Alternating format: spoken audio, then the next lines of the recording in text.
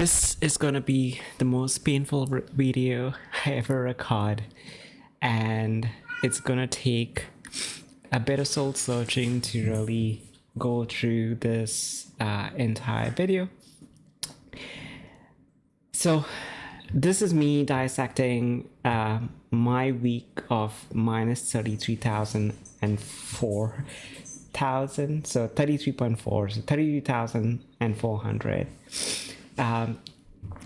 The big 30,000 trade that you see here is a combination from all the way from April all the way till May, where I reached the max point of no return, in a way I would call it, where I couldn't really take the pain of losing anymore and had to cut my loss shot after a month of holding onto it. So I'm going to dissect that down in this video. And if you look back at my trades, and this goes back from April, the last time I made 1,000, and if you look back, there's like 2,000, 4,000. There was a string of about 1, 2, 3, 4, 5, 6 losses, and again 4,000. And I was cutting down my losses short, like 400, 700, 500. So this was like 2,000, 1,800. So it's pretty healthy. And I was doing tremendously well in terms of like my risk to reward ratio. Yes, I had a one that I lost 1,700, but then I made it back and more, 500.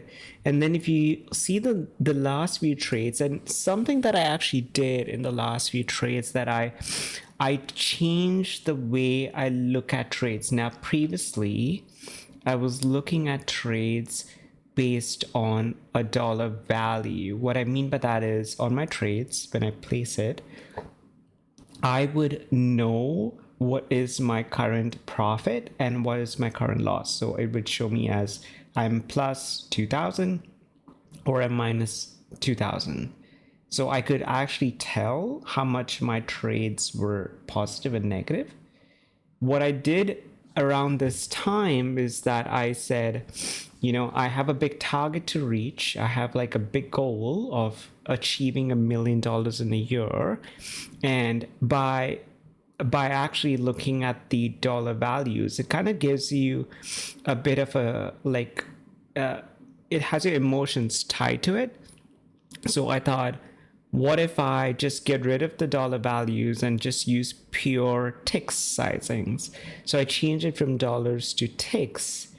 And what that did for me is, well, first off, TradingView sucks in providing ticks data. It doesn't really, and even though I pay for it, it really sucks at providing tick data because it doesn't really give you good tick data for the first part. And secondly, it's all garbage because the data that they accumulate is so compressed that the market is already negative and it's still showing you positive. So you can't really correlate the tick data with where the market is trending at because there's so much of a lag. It's really, and also like one tick doesn't equal like $1. So you have to keep the math in your mind, and it just messed me up. But that's not really a true statement in terms of my actual true loss that I'm going to be dissecting down, which is this $30,000 trade, is because of moving my stop losses, and I'll talk more about that soon. But I wanted to just highlight that the last string of losses is like 1, 2. I made a small profit here, so it's been almost a month and something where I last made a profit. And the last string of trades that I've taken after the 30,000 loss is all again losses. So there's a bit of revenge trading too that comes into play, and these are all one. So it's not that I've actually gone. When I say one, I mean this is like one ES contract. So minus 36 was the risk to reward ratio, where I typically aim for 1:2, 1:3, 1:4. minus 36. So it'll take me 36 times of profit to just break even back to where I was. And see how it dropped. I was trading around $50,000 of profit. $50,000 of profit, and now I'm gone back down to 11,000. So a huge drop. And it's painful. So I'm going to break it down. While I break it down, I'm going to just try and dissect this as much as I can in the best way I can to give you an idea of like the mistakes, the good, the bad, the ugly, everything that I went through in this trade. So I'm going to start off with kept this trade for 28 days. This is, I would say, the longest trade of this year. And the only reason I kept it is I had $4 in commissions. So it's not the commissions that keep this trade. It's just the pure painful agony of sitting down on a loss. Painful agony of sitting down on a loss. And that's what kept me in this trade.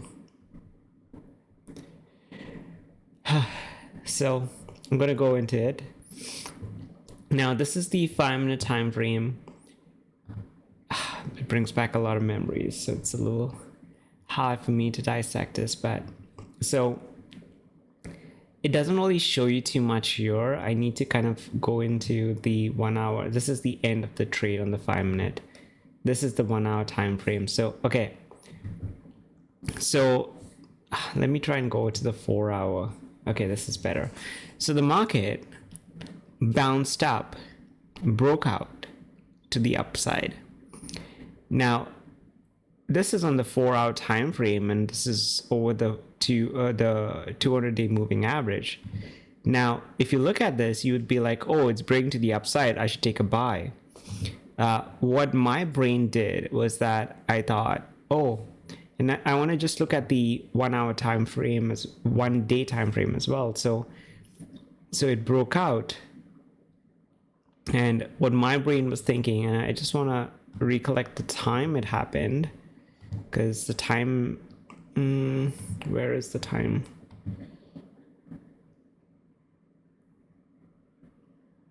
So this is the close, and this is the open, 7 p.m.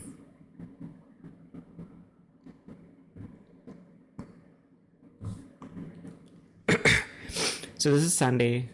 The market opened, it opened up, and I thought, in my head, when it opened up, I thought, okay, it spiked up so much, it's definitely going to, and so it kind of like, corrected itself way back down. So when it touched here, I was like, oh, in my head, I'm thinking, it's gone up so much, it spiked up. Now, traditionally, if it spikes up like that, it will tend to then correct itself and go back down. Gap up opening, corrects itself, goes back down. In this case, it didn't, because it was already like trending so low. And let me go to the, because it was already trending so low, it didn't really need to.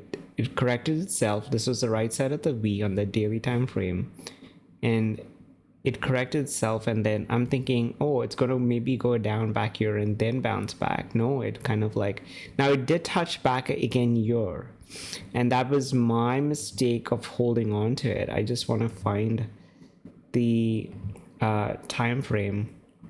1 hour. Yeah, so it did come back, and it actually broke even for me. Now, when it did that, I was like, oh, it's going to touch the 200-day, but it actually just held on to this and then rallied up further. So even if I was to like take a buy here, I would have ridden it up all the way. I would have been from 50,000, so I would have been up 30,000 now. 60, 70, 80,000. I would have been 80,000 up at this moment with just one contract, one freaking contract. That's so pissed off I'm at this. And I know it's not good to have your emotions into play. It's not good to really be emotionally attached to your trades. but I messed up, and I've been so good and diligent to bring my account up to like the 50,000 mark. And then one bad trade can mess you up. So this is a stark lesson for you. Like, trades can break you and make you. And in like, yeah, like if I was a zero DT, so my goal is to start off with features and, use it as a platform right now. And I at some point want to transition into zero DTs, because that's the cocaine of the stock market. And I that's what will actually get me to the $1 million.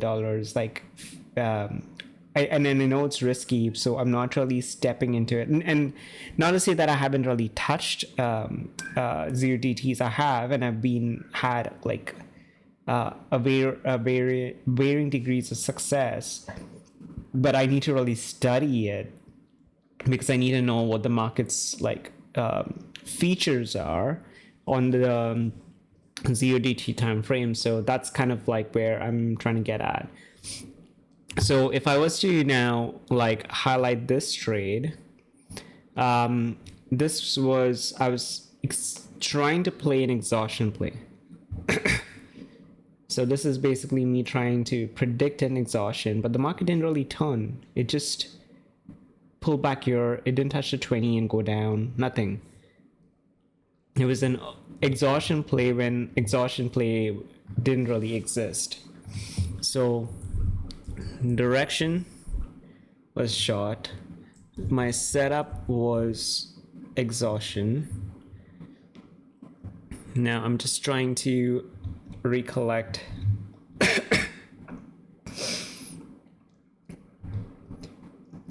So I took it greater than 5 MBA on the 5 minute. So 5 minute underscore exhaustion. And then the 1 hour underscore exhaustion. And where the hell? Again, greater than 5 MBA. So it's like textbook, but I didn't really wait for it to turn. I was predicting a turn that didn't exist.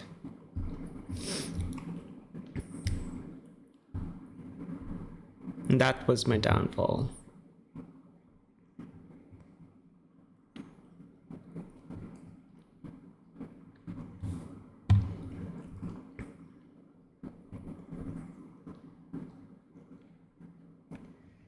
So the other thing is the market crossed here.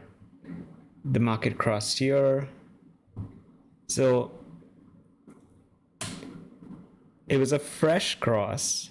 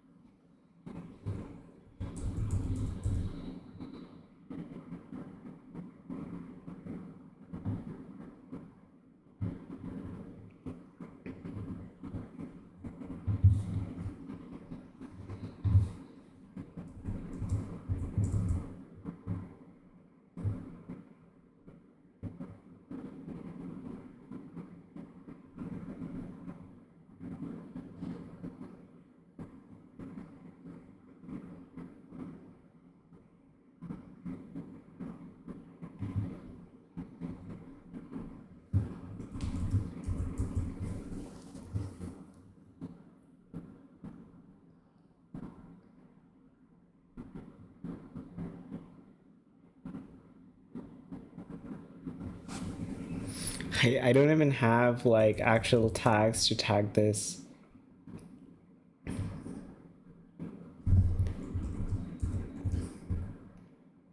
Exit.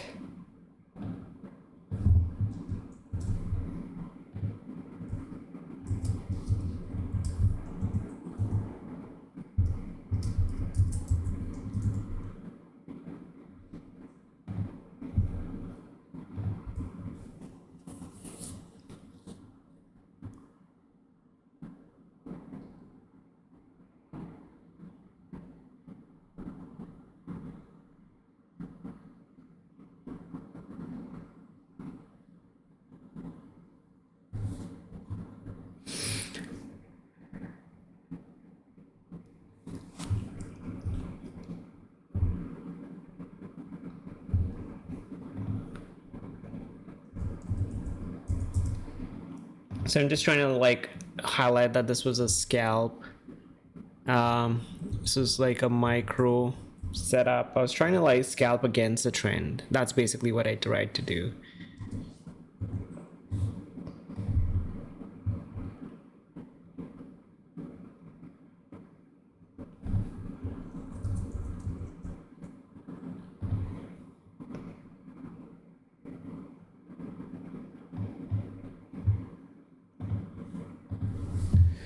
Okay, so I'm gonna start some notes. I've been kind of like mentally taking these notes down for a month. The most painful trade and my biggest trading loss ever. I took this trade when the market broke up on a Sunday on good news. Traditionally, the market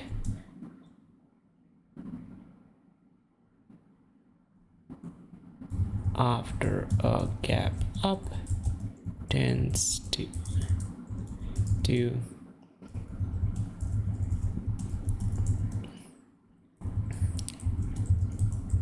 in this case it stayed flat and then went up more. I kept moving higher and higher, expecting the market to turn around at some point, but never in my wildest dreams did I expect a rally from ES futures 6,700 to 4,300, 4,400, and I got caught riding the entire way.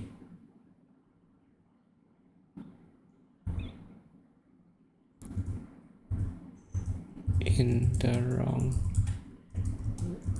direction. A simple mistake of ego keeping the loss on paper so that I don't register a actual loss on my trading account, and it cost me a really expensive price. Now I have to make this all back and more. It was an expensive lesson.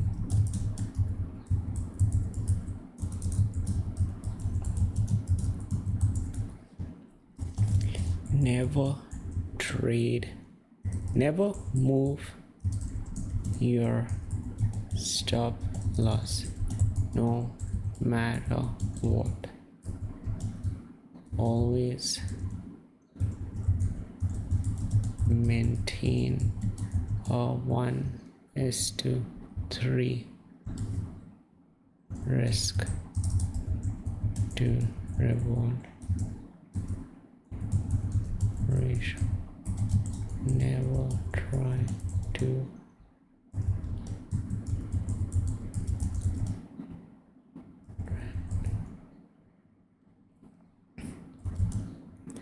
use the moving average cross overs as your guide to know the trend direction.